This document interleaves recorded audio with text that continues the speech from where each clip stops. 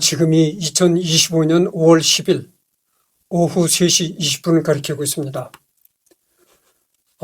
이제 여기서부터 할 차례죠. 스티브 잡스와 빌 게이츠는 사이가 안 좋을 것이라는 인식이 많지만 실제로는 선의 경쟁자 비슷한 관계였다고 한다. 빌 게이츠는 스티브 잡스가 췌장암을 앓고 있다는 소식을 듣고 진심으로 위로하는 편지를 써서 보냈고, 잡스는 그 편지를 곁에 두고 시간 날 때마다 보았다고 한다.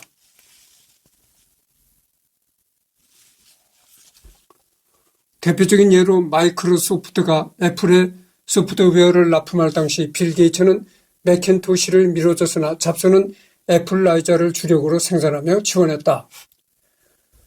단초 초창기 매cin토시 GUI 시스템을 윈도우가 라이선스를 받아 사용했는데 사용 허가 버전을 명시하지 않아 생긴 법정 다툼에서 원래 GUI 특허가 애플의 것이 아니라는 사실을 밝혀내 애플의 GUI 특허를 무력화시킨 이후에는 서로 죽일 듯이 증오했다고 한다.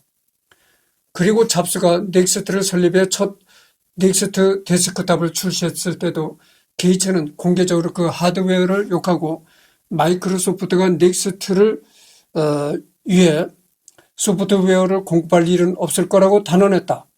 게이츠의 이런 태도 때문에 넥스트가 몰락한 건 아니었지만 당시 잡스의 감정을 긁어놓기에는 충분하고도 남았다. 물론 이후에는 다시 원만한 경쟁자로 돌아왔지만 스티브 잡스가 죽기 전에 빌 게이츠의 기부 사업을 부러워하면서 죽은 것도 유명하다. 잡스는 투병 생활로 인해서 기부 사업을 할 여유가 없었기 때문이다. 췌장암 자체도 고통스럽고 수술을 통해 떼어내도 언제 어디서 전이 될지도 모르고 3기로 진행되었다면 환자는 길어야 5년 이내에 반드시 죽는다는 말과 뜻이 똑같다. 더욱이 미국의 병원비는 비싸다. 안 그래도 제때 치료할 수 있는 절호의 기회를 대체의학 운운하면서 제 발로 걷어차버려 중병으로 악화되는 잡스는 중병 없이 여유로이 다니는 게이츠가 부러울 수밖에 없었다. 잡스도 돈을 많이 벌었다고 우리가 생각하잖아요. 그 애플의 잡스 말이죠. 애플 회사의 잡스를 얘기하는 건데, 잡스도 우리가 부자라고 생각하는데 투병 생활로 인해서 여유가 없었다. 이 한국 사람은 이해를 못한다는 거죠. 한국은 정말 그 의료보험도 대고 해가지고 병원비가 뭐 들어가 봐야 한국은 뭐 큰 수술이나 뭐 아주 큰 병이 아닌 이상에는 그렇게 돈이 많이 들어가지 않잖아요. 근데 미국은 그렇지 않다는 겁니다. 미국이 감기가 들려서 병원을 가도요, 한 달 정도 이렇게 예약을 해야 된다는 거예요. 예약을 하면은 한 달 정도 후에 병원에 오라는 통보가 온다는 겁니다. 그러니까 뭐 명절 본 사람은 죽는 거죠. 그러고 의사와 이렇게 마주 앉아서 뭐 큰 수술 같은 거 하질 않고 의사하고 마주 앉아서 이렇게 몇 마디 얘기만 나눠도 상담료라는 게 상당히 비싸게 받는다는 거예요. 그래서 의사하고 앉아서 한 10분 정도만 상담을 해도 뭐 400만 원, 500만 원 청구가 된다는 거예요. 그러니까 예를 들어서 스티브 잡스처럼 이렇게 췌장암이 걸려가지고 진짜 사느냐 죽느냐 중병이 걸렸다. 이렇게 되면 치료비가 뭐 수십억 단위로 올라가는 거죠. 그래서 그렇게 미국은 병원비가 비싸기 때문에 함부로 병원에 못 간다는 겁니다. 정말 죽을 병이나 걸렸으면 병원에 가려는지 대부분 집에서 참고 견디고 이런다는 거예요. 그래서 이 미국에서 생활한 사람들이 다 하나같이 얘기하는 게 한국은 정말 의료 천국이다. 그렇잖아요. 어디 띠끝만 해도 병원에 가서 의사를 만나고, 아주 뭐 정말 큰 대수술이 아닌 바에는 6, 7시간 정도 그렇게 장장 6, 7시간 걸리는 그렇게 대수술이 아닌다면은 뭐 돈도 그렇게 많이 들질 않는다고죠. 그래서 한국은 진짜 천국이다 이렇게 말들을 합니다. 그래서 우리가 알고 있기에는 이 애플의 잡스가 상당히 부자라고 알고 있는데 이 부자라고 알고 있는 잡스마저도 병원에 여유가 없어 병원 치료를 제대로 못 받았다는 거죠. 또 다른 비교 대상으로 오픈소스 계열의 대표적인 리누스 토르발스가 있다. 다만 토르발스는 빌 게이츠는 단순히 경영자일 뿐이라 자신과 비교할 수 없다고 깐다. 위에 빌 게이츠 경력을 보면 게이츠도 개발자로서 경력은 상당하기 때문에 억울한 감이 없지 않아 있지만 토르발스 입장에서 보면 자신은 90년대 업계에서 등장해서 지금까지도 개발자 업무를 지속하고 있는데 게이츠는 토르발스가 업계에 등장하는 딱 그 시기부터 개발자를 그만두고 경영자로 완전히 전환했기 때문에 토르발스 입장에서는 게이츠를 그렇게 평가할 수밖에 없기도 한다. 예를 들면 토르발스 입장에서 게이츠는 수학이 힘들다고 이과에서 문과로 전과한 사람인 격, 물론 상술했듯 경영인이 되고도 프로그래밍을 아예 내려둔 건 아니지만, 그러니까 이거는 무슨 얘기냐면 말이죠. 이건 그겁니다. 빌 게이츠는 처음 출발한 프로그래밍, 그러니까 컴퓨터 프로그램을 만드는 그런 연구자로 출발했지만 나중에는 이 프로그램을 연구하는 연구자가 아니고 하나의 이 경영자로 스타일을 바꿨다 이런 얘기입니다.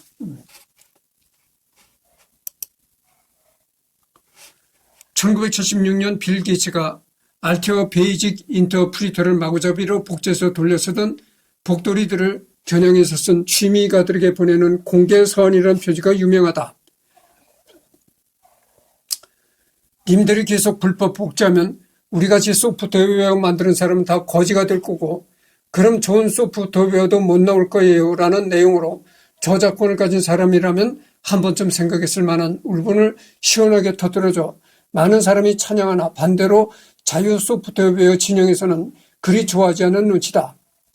이런 빌 게이츠의 노력에도 불법 복제는 결국 없어지지는 않았지만 그래도 불법 복제를 줄이는 데 크게 기여했다. 내가 전번 시간에 얘기를 했잖아요. 예전에 한 20년 전만 해도요. 전철 4호선 신용산역이라고 하잖아요. 신용산역에서 내려가지고 그 용산 전자랜드를 가다 보면은 그 굴다리를 지나게 돼 있습니다. 그 굴다리를 지나가다 보면은 그 굴다리 벽에다가 쭉 이렇게 목록을 프린트해서 붙여놓고 여러 그 컴퓨터 프로그램들을 카피해서 파는 장사꾼들이 있었어요. 근데 그때는 단속도 그렇게 지금같이 단속도 심하지 않았고 또 그때는 마음만 먹으면 누구나 정품을 복제해서 쉽게 쓸 수 있었던 시대입니다. 그런데 지금은 워낙 단속도 심하고 지금은 여러 가지로 복제를 못하게 해놨어요. 그래가지고 여러분들 그때 프로그램을 카피해서 살던 그런 장사꾼들이 판을 치던 시대에는 이 컴퓨터 프로그램이 이 CD에 이렇게 기록이 돼가지고 팔았단 말이죠. 근데 지금은 그 컴퓨터 프로그램을 CD로 해서 파는 것이 아니고 지금은 말이죠. 이 온라인에서 그러니까 인터넷상에서 아이디와 패스워드를 치고 로그인을 해서 들어가지고 그러니까 예를 들어서 내가 윈도우를 구매하고 싶다 하잖아요. 그러면 윈도우 그 프로그램을 판매하는 판매상에다가 이제 온라인을 해서 구매 신청을 하고 돈을 지불하면 택배로 옵니다. 택배로 오는데 요즘에는 그 CD에다가 프로그램을 수록한 그게 오는 것이 아니고 이런 USB라는 이런 자그마한 이렇게 생겼죠. USB 메모리에 담겨져 옵니다. 근데 그게 함부로 복제할 수가 없어요. 왜냐하면 왜 복제를 못하는가 문간이 여기에 프로그램이 이제 담겨져 오잖아요. 와도 이것을 설치해서 프로그램을 실행하려면 번호를 입력해라. 이렇게 나오는 겁니다. 그러니까 이 제품의 고유 넘버를 입력하라는 거예요. 그래서 이 제품의 고유 넘버를 입력을 못하면은 사용을 못하는 겁니다. 원천적으로 사용을 못하게 그렇게 됐어요. 그런 것도 있고 또 어떤 문제가 있냐면은 내가 윈도우 프로그램을 구입한다고 하잖아요. 구입하면은 그렇게 온라인상으로 프로그램을 신청해서 택배를 받는 경우도 있고 또는 그냥 온라인에 접속한 상태에서 마이크로소프트를 온라인으로 접속한 상태에서 윈도우를 다운을 받습니다. 근데 다운을 받으려면은 한번 다운받는데 정품은 20만 원씩 줘야 되잖아요. 20만 원에서 한 25만 원씩 그렇게 줘야 되는데 그래서 20만 원에서 25만 원을 결제를 하면 다운로드를 할 수 있습니다. 그래서 다운로드를 하잖아요. 프로그램을 다운로드를 하면은 그 다운로드한 프로그램을 설치를 하는 과정에서 패스워드, 프로그램의 패스워드를 요구하는 겁니다. 그 패스워드 창에다가 패스워드를 입력을 못하거나 틀린 패스워드를 입력을 시켜버리면 아예 설치가 안 되는 거예요. 그러니까 원천적으로 지금은 이 카피가 거의 불가능하다 이런 얘기죠.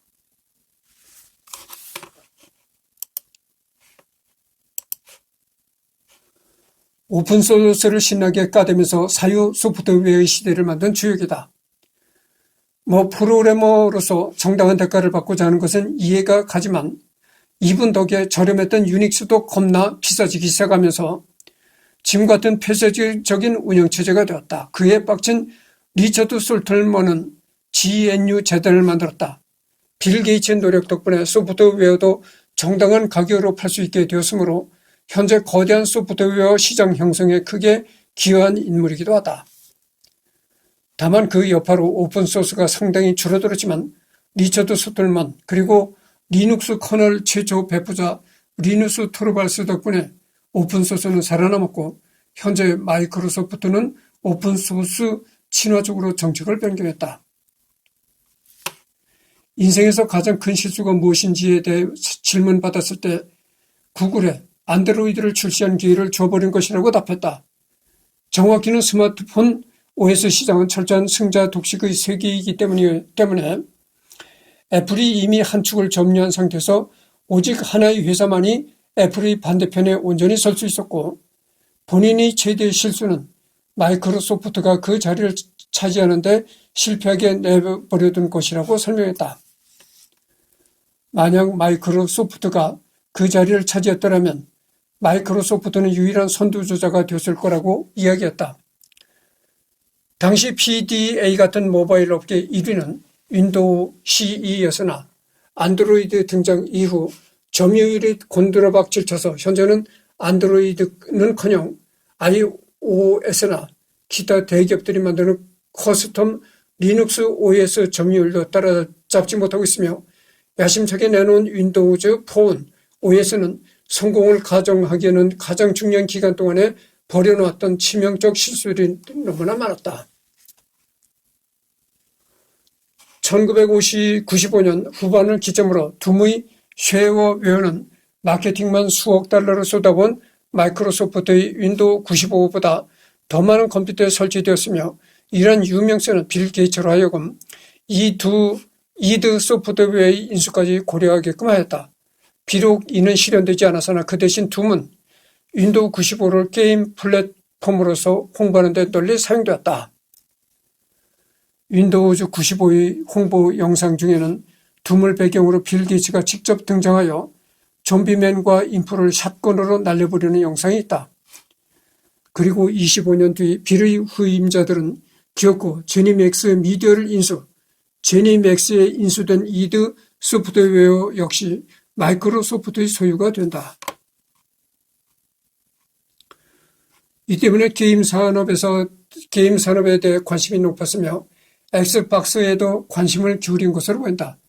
초대 엑스박스 런칭 행사에서 직접 프레젠테이션을 한 것은 물론 엑스박스 360의 출시 이전에는 타임지 커버를 장식함과 동시에 장문의 인터뷰를 진행하기도 했으며 이후 헤일로 3의 발매일 당시 직접 소매점에서 헤일로 3을 판매하면서 예술로서의 비디오 게임이 세운 중요한 이정표라는 찬사의 코멘트를 날리기도 했다.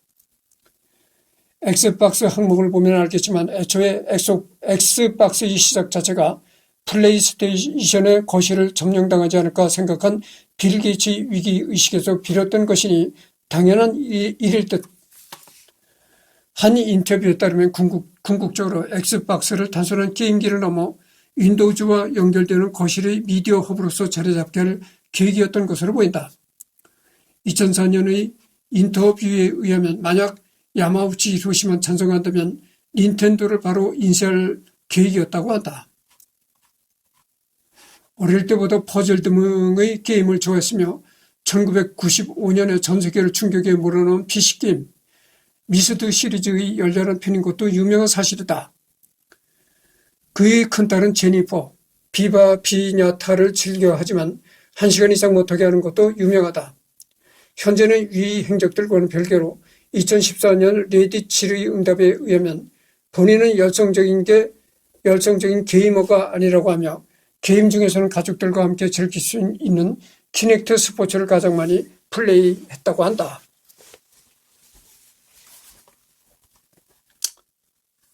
빌 게이츠가 1995년 본인이 져서 미래로 가는 길에서 21세기 생활에 대해서 예언했는데 영화를 장소와 플랫폼에 구애받지 않고 볼 수 있다든가 이것은 이제 넷플릭스 유튜브 등을 얘기했다는 거죠.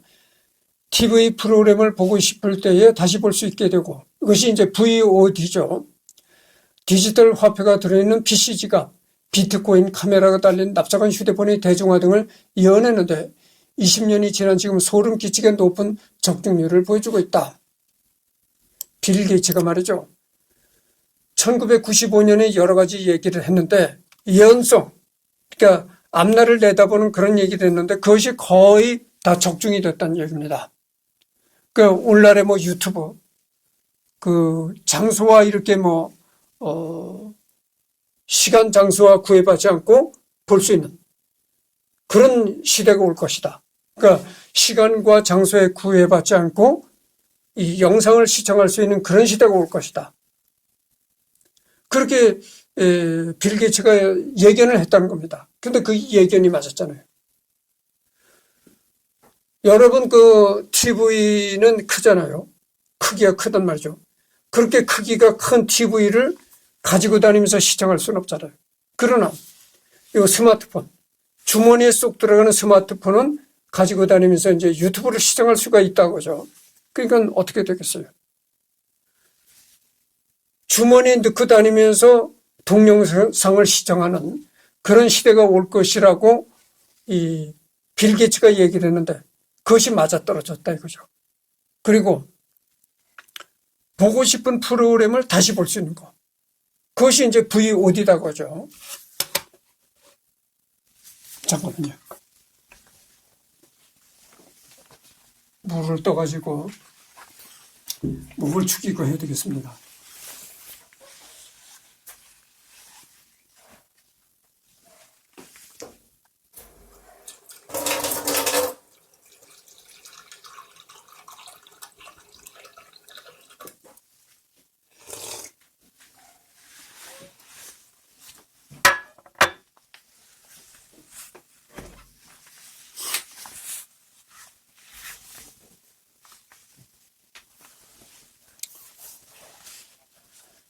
그가 한 예측들 중에서 틀린 듯 틀리지 않은 예측도 존재했는데 예를 들어 그는 아이포드를 통한 애플의 성공 가도는 길지 않을 것이라고 예측한 바 있다.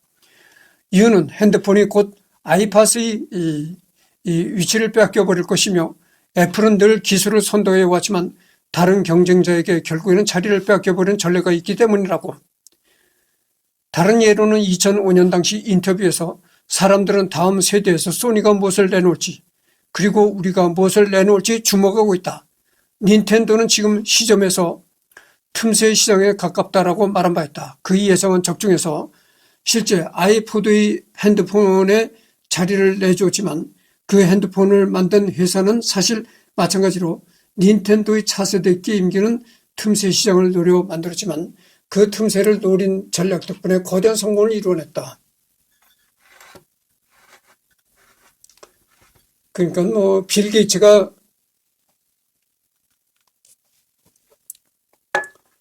예언성 발언에서 맞힌 것도 있지만 틀린 것도 있다고죠. 빌 게이츠도 뭐 신이 아니고 사람인 이상이 그렇죠. 빌 게이츠는 11살 때서부터 1966년부터 부모님과 빈번하게 싸우기 시작했다. 방 정리나 저녁 시간, 식사 시간 지키기는 물론 연필 깨물기 금지라는 어머니 요구가 불화의 근원이 돼 말다툼으로 번졌던 것이다.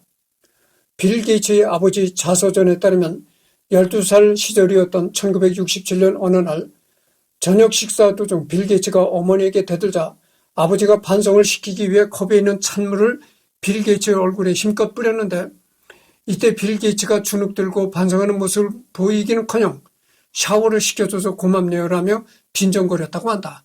결국 빌 게이츠의 아버지는 정신적인 충격을 받고 심리상담가에게 데려갔는데 그 심리상담가는 독특한 성격을 존중해주는 충고를 했다. 결국 이 충고를 받아들인 아버지는 빌 게이츠를 사립학교 레이크 사이드 스쿨이라는 학교에 보냈다. 후에 이것이 빌의 인생의 큰 전환점이 되었다고 한다. 그러니까 우리말에 뭐 전화위복이란 말 있잖아요. 그런 말이 통용이 될 수 있는 사건이었죠. 화가 변해서 복이 되더라. 레이크 사이드 스쿨 재학 시절 학교가 의뢰한 수강 신청 프로그램을 코딩할 때 자기가 속한 반의 구성을 자신을 제외하고는 모조리 여학생들로만 채웠다고 한다. 1975년 그리고 1977년 교통법규 위반으로 경찰에 체포된 적이 있다. 머그샷 문서에 1977년 당시 촬영된 머그샷 사진이 있다. 20살의 무면허 운전이 큰 범죄처럼 보이지만 미국의 경우 워낙 땅이 넓고 자동차 보급이 잘 되어 있기 때문에 운전에 관대하다. 운전면허 취득 가능 나이가 16세이다. 대형 트럭, 버스는 18세, 상황에 따라 필요한 14살부터 16세까지 중학생을 위한 운전면허증도 발급해주는 법이 있다.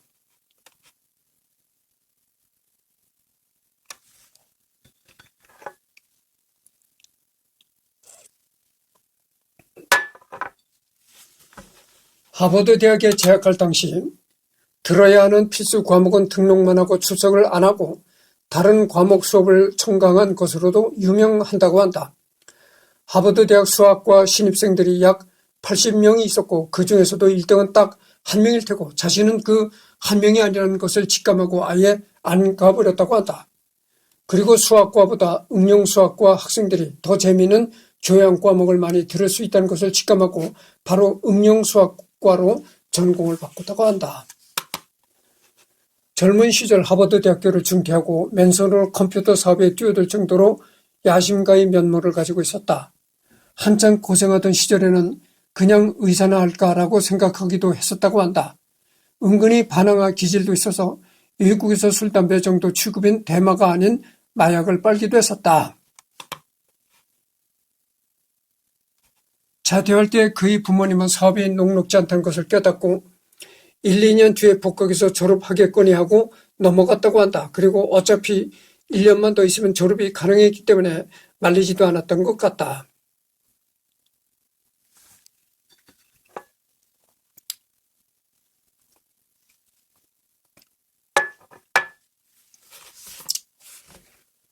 빌 게이츠는 지금은 딱 60대 후반 노인으로 보이지만 젊은 시절에는 매우 동안으로 유명했다.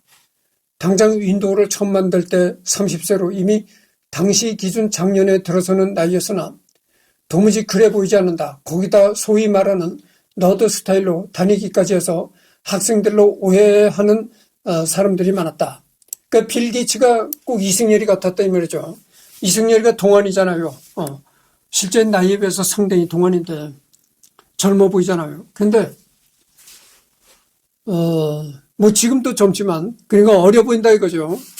빌 게이츠가 그랬다는 거죠. 빌 게이츠가 상당히 이렇게 어려 보이고 그랬다 이런 얘기입니다.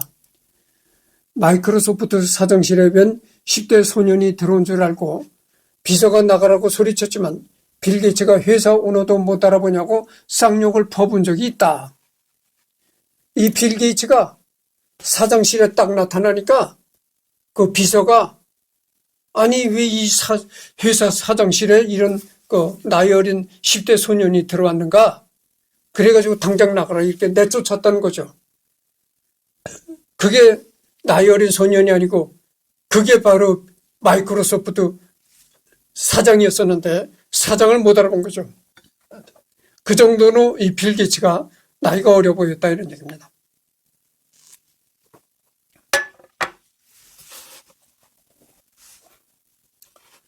결혼식에 몰려든 취재 인파를 피하기 위해 호텔 하나를 통째로 빌려버리기까지 한다. 뿐만 아니라 취재진들이 접근을 최소화하고자 주변의 헬기들을 다 예약해버렸다는 이야기도 있다.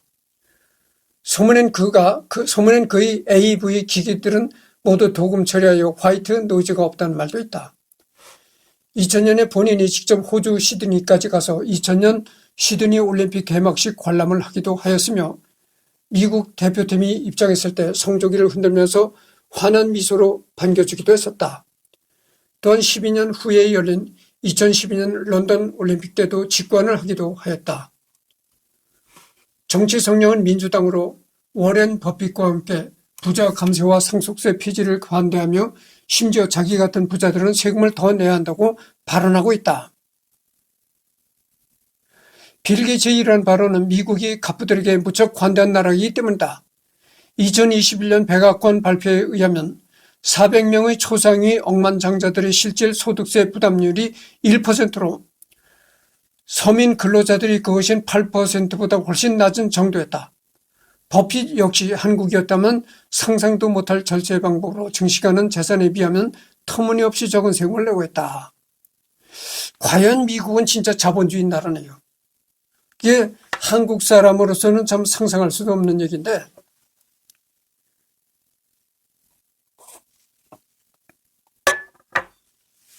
미국 근로자들은 말이죠. 미국의 근로자들은 근로소득세를 자기 수입의 8%를 낸다고 합니다. 근데 근로자도 아니고 미국의 이 돈 많은 사업하는 재벌들 이런 사람들은 자기 소득의 1%만 세금으로 낸다는 거예요. 그러니까 이게 정말 미국은 정말 자본주의 나라라고 할 수가 있죠. 근데 대한민국은 어떻습니까? 대한민국은 근로소득세는 별로 많이 나오질 않는데 갑부들이나 이 기업하는 사람들한테는 엄청나게 고율의 세금을 붙입니다. 특히 상속세. 상속세는 정말 이 대한민국의 악나라입니다. 여러분들 삼성도 이건희 회장이 이재용 회장한테 자기 아들한테 이제 회사를 넘겨줬잖아요. 그러니까 이제 그게 바로 상속하는 거죠. 그래서 그렇게 돈이 많은 삼성도 상속세를 부담하기 위해서 홍라희 여사가 가지고 있던 주식도 팔아버리고 이랬다잖아요. 상속세가 12조가 나왔다는 거예요. 12조. 그러니까 삼성한테 부과된 상속세가 12조가 부과가 됐다는 거예요. 우리나라가 그런 나라입니다. 그러니까 자산에 재벌이 가지고 있는 그 자산의 60%가량을 세금으로 물린다는 거죠. 그러니까 어떻게 되겠어요? 한 2대, 3대만 이렇게 상속을 하면요. 완전히 국가가 다 뺏어가는 겁니다. 예를 들어서 내가 창업주잖아요. 내가 고생해서 사업을 창업을 해서 키워냈다. 죽을 때 내 아들한테 물려줘. 또 그 아들은 또 손주한테 물려줘. 이렇게 3대만 내려가면 국가가 다 몰수해 간다는 거예요. 우리나라가 말은 자본주의라고 하는데 실제 이렇게 보면은 말이죠. 거의 우리나라가 공산국가와 흡사합니다. 우리나라가 그런 나라예요. 이 지구상의 상속세를 60%를 뜯어가는 나라가 거의 없다는 겁니다. 그래서 대부분 상속세라고 해봐야 많아봐야 40%. 그전에는 보통 30%만 끼간다는 거예요. 상속세로. 근데 우리나라는 무려 60%를 상속세로 떼간다 이거죠. 그러니까 어떻게 되겠어요? 그렇게 국가가 뺏어가니까 창업 의지가 꺾이는 겁니다. 내가 괜히 고생해서 사업을 일으켜서 성공을 해봐야 국가가 다 뺏어간다. 세금으로 다 뺏어간다. 그래서 창업 의지를 꺾고 하여튼 그래서 우리나라가 대한민국에서 참 사업을 할 수가 없는 나라입니다. 환경이 그렇게 돼 있어요. 그러니까 어떻게 되겠어요? 사업을 하려면 외국에 나가서 사업을 해라. 이제 이런 처지가 되는 겁니다. 그래서 이제 사업을 할 사람은 대한민국에서 하지 않고 어디 다른 나라에 이민을 가가지고 다른 나라에 가서 사업을 한다 이거죠. 그러니까 이게 망조가 드는 겁니다. 이래저래 대한민국은 계속 망해가는 그런 정책만 계속 쓰는 거예요. 그래서 그 국회에서도 이런 상속세를 너무 많이 부과가 된다. 이렇게 국회에서도 여론이 생겨가지고 상속세를 낮추는 그런 법안을 국회에서 구상하고 있다. 이런 뉴스를 들은 적이 있거든요. 근데 구상은 하는 단계인데 그게 언제나 통과가 될런지 그건 도저히 알 수 없는 일이죠. 10년 후에 될라는지 20년 후에 될란지 아니면 50년 후에 되려는지 알 수 없는 일입니다. 그래서 우리나라가 말은 자본주의 국가라고 하는데 사실상 대한민국이 이 사회주의 국가 비슷하게 돼 있어요. 그렇다는 것만 내가 여러분들한테 말씀드립니다. 마이클 샌델이 빌 게이츠는 하루 16시간을 일한다고 쳐도 초당 140불을 벌었기 때문에 길거리에 100불 지폐가 떨어져 있어도 허리 굽히느라 멈춰서는 시간이 아까워서 죽지 않고 지나갈 것이라는 농담을 한 적이 있다. 이후 어느 연설 회장에서 질문 시간에 누가 정말 그럴 거냐고 물어본 적이 있는데 빌이 우물쭈물하자 옆에 있던 워런 버핏이 빌은 모르겠지만 나는 빌보다 가난하기 때문에 죽겠다라고 답해 청중을 웃긴 적이 있다. 세월이 흘러서 2014년에 복귀하고 나서 다시 한번 이 질문을 받았을 때 이번엔 죽겠다고 했는데 그걸 자기가 쓴 게 아니라 게이츠 재단에 기부하겠다고 하였다. 워싱턴주 로컬 버거 긱스에서 햄버거를 살 때 줄을 서는 등 소탈한 모습이 동네 사람들에게 종종 지키기도 한다. 그러니까 이 빌 게이츠 회장이 그래도 이 빌 게이츠 회장은 그래도 미국에서 상류층에 속하고 이런 사회적으로 영향력이 많은 사람이잖아요. 그래서 어디 가나 탁 이 카메라가 뒤따르고 참 세상의 이목이 집중되는 그러니까 미국의 이목이 집중되는 그런 인물이라 이거죠. 빌 게이츠가. 근데 이 햄버거 집 앞에서 이렇게 줄을 서 있는 거 보십시오. 허름한 이렇게 잠바떼기나 걸치고 잠바떼기라고 하잖아요. 내가 이거 지금 하얀 잠바떼기를 입었습니다만 뭘 비하를 할 때 우리나라 사람들은 이 떼기란 말을 잘 붙이잖아요. 잠바떼기, 부엌떼기, 공장떼기, 부엌떼기, 소뚜껑 떼기 이런단 말이죠. 그러니까 비하할 때 떼기란 말을 붙이는데 이 허름한 잠바떼기를 입고 줄을 서 있다 이거죠. 이걸 보면 도저히 이런 모습을 보면 과연 이 사람이 과연 마이크로소프트 회장인가, 미국 사회의 유력한 사람인가 의심이 갈 정도로 허름한 차림으로 이제 줄을 서 있다 이거죠. 본인 스스로도 부자지만 유년기부터 부족함 없는 부유층 가정에서 자라와서 그런지 실생활용품 물가에 대해 다소 무지한 편이다. 1달러짜리 인스턴트 쌀밥 하나를 5달러로 예상했는데 사람들이 야유하자 자기는 이걸 5달러에 사겠다고 너스를 떨기도 했다. 하지만 게이츠 집에 피자를 배달했던 사람의 말에 의하면 의외로 팁은 딱 20% 정도만 줬다고 한다. 근데 이게 보면 말이죠. 이런 게 자연스러운 겁니다. 나는 자가용이 없잖아요. 나는 그래서 자가용이 없기 때문에 대중교통을 주로 이용을 합니다. 그래서 이제 버스, 그렇지 않고 버스가 너무 드물다 이러면 이제 택시도 타고 그러는데 주로 택시들을 많이 이용을 하죠. 택시는 뭐 대중교통이 아니다 뭐 이렇게 얘기하는 사람도 있긴 있지만 그래서 내가 택시를 이렇게 자주 타니까 누가 그래. 나보고 이제 사장이라고 놀림을 한 거야. 사장이라고 놀려준 거야. 그렇게 택시를 자주 타서 이제 돈을 많이 쓴다고. 그래서 내가 그 말 그때 뭐라는 줄 아십니까? 여보시오. 남은 몇 천만 원짜리 자가용을 끌고 다녀. 그거 어쩌다 한번 택시 타는 게 그게 뭐 별거냐? 내 이랬다고. 그 말이 맞잖아요. 여러분들. 아니 어쩌다 한 번씩 택시를 타야 택시 기사도 먹고 살지. 택시 기사도 먹고 사느니 좋고 나는 또 그 버스간에서 시달리지 않으니 좋고 누이 좋고 매부 좋고 그런 거야. 서로 도우면서 살아가는 게 이 사회인데 돈 아끼겠다고 택시비도 발발 떨고 맨날 버스만 타면 택시기사들은 다 굶어 죽겠네. 그렇잖아요. 그리고 어쩌다 한번 택시를 탄다고 나를 사장님이라고 놀려. 그러는 당신은 왜 몇 천만 원짜리 차를 구입해가지고 그 자가용을 끌고 다니시오?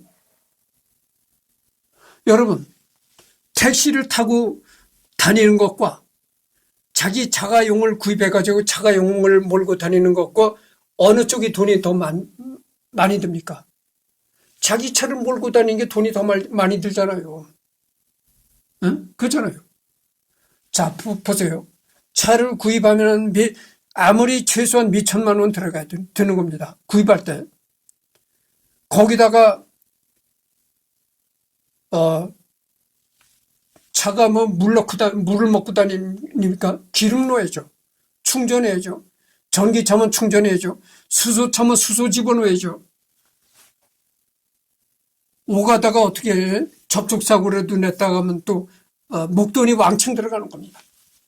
그러니까 자, 차 할부, 거기다 뭐 기름값, 어쩌다 한번 접촉사고를 냈다 하면 목돈이 들어가. 그런 거 저런 거 다 껴쳐보면요. 택시 타고 다니는 건 아무것도 아니에요. 그렇잖아요. 근데 그 아무것도 아닌 걸 가지고 뭐 이승열이가 사장이다고 놀리고 웃기지 마시오. 좀 넓게 보라니까. 세상을 좀 넓게 보시오.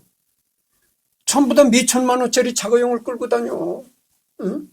그런 세상인데 어쩌다 한번 택시 타는 거 그걸 가지고 돈을 물쓰거나 한다고 놀리고 그러면 되겠어요. 지금 내가 내가 지금 사는 원룸에서 가까운 곳에 공장에 출퇴근하는데 월요일 날이나 이럴 때 평일 날 출근하다 보면요. 전부 자가용들이에요. 자가용들이 꼬리를 물고 지나갑니다. 여기 내가 사는 원룸 여기가 큰 도시도 아니에요. 큰 도시도 아닌데 자가용들이 꼬리를 물고 다녀요. 여러분들 일요일날 유원지 같은 데 가보시오. 관광지는 유원지 같은 데 가보시오. 그 넓은 주차장이 자가용으로 발 디딜 틈이 없습니다. 그래서 내가 자꾸 얘기가 길어지는데 뭐 이 빌 게이츠 얘기는 앞으로도 천천히 해도 됩니다. 그러니까 내가 얘기를 조금 더 해야 되겠습니다.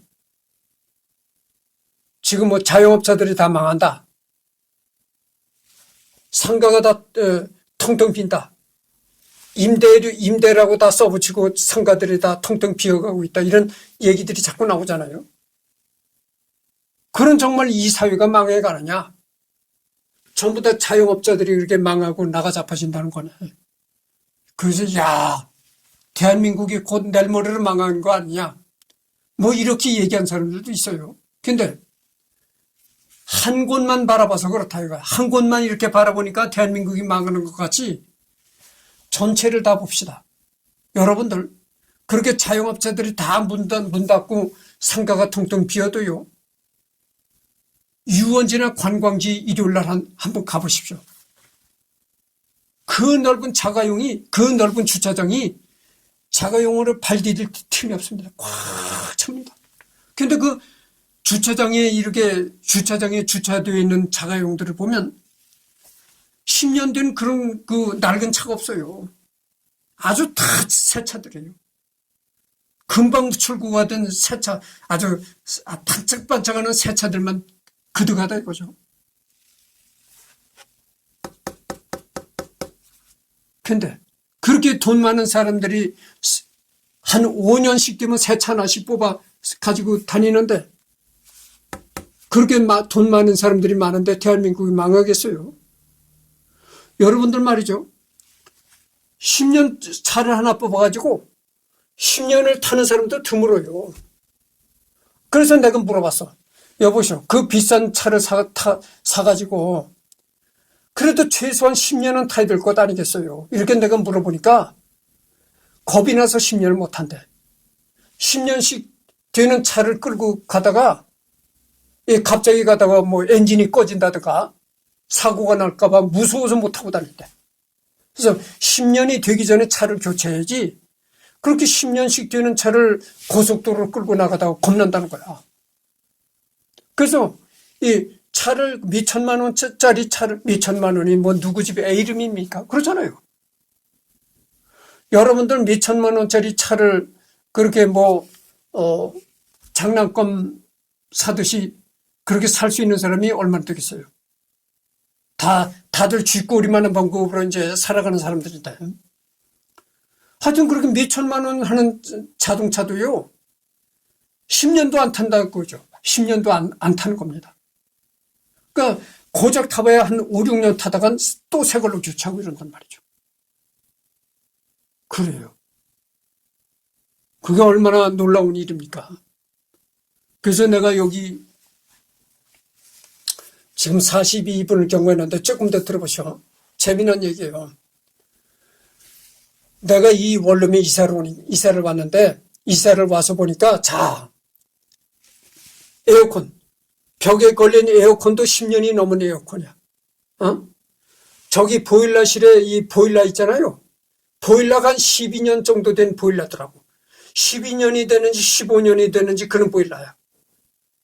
그 세탁기도 10년이 넘은 세탁기야. 냉장고도 전부 10년이 넘은 냉장고야. 그러니까 세탁기가 고장나면 그 이튿날 또 에어컨이 고장나. 에어컨이 고장나면 그 이튿날 또 보일러가 고장나. 계속 연달아 빵빵 터지는 거야. 그때마다 이 원룸 사장한테 전화를 하면 원룸 사장이 아주 골치 아파서 받으려고 하지도 않아. 그렇잖아요. 아니, 고장이 났다고 전화 올 때마다 이걸 고쳐주든가 새 걸 사주든가 해야 되는데, 지금 여기 이 건물에 새 들어 사는 사람이 얼마예요? 나 하나만 새 들어 사는 게 아니거든. 그리고 이 많은 사람들이 전부 사장님 어디가 세탁기가 고장났어요, 사장님 에어컨이 고장났어요, 수시로 전화가 올 텐데, 아니 그걸 다 물론 한 달에 얼마씩 세를 받긴 하지만 감당을 못하겠다 이거죠. 속된 말로 남는 게 없다 그죠. 월세나 받아가지고 그걸 남는 게 없다. 그래서 안 사줄라 그래. 자꾸 이걸 고쳐서라. 가전 이 냉장고 하나 사면 10년이 된 냉장고도 사주려고 하지 않아. 계속 고쳐서라. 그러니까 고치면 몇 번이나 그게 가겠어요. 고친다는 것도 물건을 산 지 얼마 안 된 거, 1년이나 2년 돼서 고장이 나는 건 고쳐서 쓰는 게 너무나 당연하죠. 그러나, 아니, 10년 이상 된 그 가전제품을 고친다고 해봐야 얼마나 똑같겠어요. 며칠 안 가서 또 퍽 하고 고장이 나는 거예요. 야, 이거 안 되겠어. 내 자비로 다 교체시킨 겁니다. 가만히 생각을 해보니까 이 보일러가 10년이 넘은 보일러야. 여름에는 여러분 보일러를 돌릴 일이 별로 없잖아요. 그러니까 여름에는 별 문제가 없는데, 쩡쩡 얼어붙는 한겨울에 갑자기 보일러 10년이 넘은 보일러가 쩡쩡 얼어붙는 한겨울에 딱 고장이 났다. 냉방에서 얼어 죽어야 될 처지거든. 그리고 우리 속담에 그런 얘기 했잖아요. 목마른 사람이 우물을 판다고. 그게 어떻게 되겠습니까? 목마른 사람이 나잖아요. 야, 내 자비로다 다 싹 교체를 해야 되겠다. 그래가지고 에어컨, 세탁기, 보일러 내 자비로다 싹 새 걸로 교체했습니다. 그런 거요. 이 가전제품도요. 10년이 넘으면 어느 순간 그 보일러가 쩡쩡 얼어붙는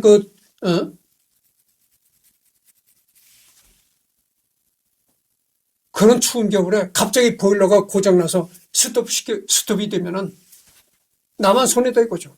응? 그래서 내가 목마른 사람이 우물을 판다고 내가 다 내 자비를 들여서 새 걸로 교체한 겁니다. 내 얘기를 다른 사람이 들으면 그럴 거야. 나를 이승열이를 또라이라고 할 거야. 아니 원룸에 그런 가전제품을 원룸 사장이 해줘야 되는 건데 응? 당신 세입자가 왜 그런 짓거리를 하고 있느냐. 어떡합니까? 전화해봐야 고쳐서라. 자꾸 고치는 사람만 자꾸 보내는데. 예? 그거 고쳐봐야 또 며칠이나 가겠어요. 그 자꾸 사장님이 냉장고가 고장났습니다. 또 며칠 안 있으면 또 에어컨이 뻥 터져. 사장님이 에어컨이 고장났습니다. 자꾸 전화하니까 아예 그 다음에 전화도 안 받아. 그거 어떻게 했겠어요? 목마른 사람이 우물을 팔 수밖에 없는 거야. 그러게, 내가 왜 이런 얘기를 하냐면은, 가전제품이라고 해봐야 돈 몇 푼 갑니까? 그것도 돈 몇십만 원짜리 가전제품을 그것도 또 카드로 구매를 하는데. 근데 자동차는 그게 아니잖아요. 자동차를 몇십만 원에 살 수 있습니까? 적어도 한 3천만 원대 이상 올라가야 자가용이라고 주물을 수가 있는데, 그렇게 몇천만 원은 자가용도 10년을 안 탄다니까.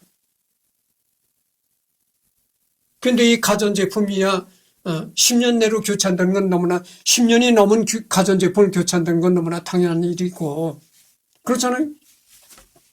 어디서 이따금씩 택시를 불러서 타고 온다. 그거를 돈이 많아서 택시 탄다고 놀릴 필요가 없는 거야. 생각해 보시오. 지금 전부 다 몇천만 원짜리 자가용을 끌고 다녀. 그런 시대야. 하여튼 빌 게이츠 얘기를 하다가 지금 47분을 경과했거든요. 그래서 다음에는 여기서부터 또 하도록 하겠습니다.